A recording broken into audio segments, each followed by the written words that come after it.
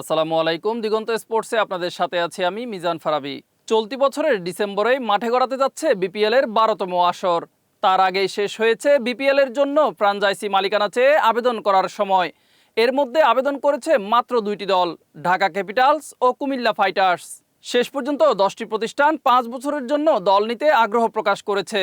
আগ্রহী অঞ্চলগুলোর মধ্যে রয়েছে রংপুর, ঢাকা, চট্টগ্রাম, কুমিল্লা, খুলনা, রাজশাহী, নোয়াখালী, বরিশাল ও সিলেট। রাজশাহীর মালিকানা চেয়ে আবেদন করেছে দুইটি প্রতিষ্ঠান। পুরনোদের মাঝে নেই বর্তমান চ্যাম্পিয়ন ফরচুন বরিশাল, বিপিএল থেকে সরে দাঁড়িয়েছে দলটি। এছাড়া আগের মালিকানায় আসতে যাচ্ছে খুলনা টাইগার্স ও রংপুর রাইডার্স। দল পেতে শেষ দিনে আবেদন করেছেন চিটাগং কিংসের মালিক সামির কাদের চৌধুরী। কুমিল্লা ফাইটার্স নামে দল নিতে চায় এসএস গ্রুপ, আর রাজশাহীর মালিকানা চেয়ে আবেদন করেছে দেশ ট্রাভেলস ও নাবিল গ্রুপ।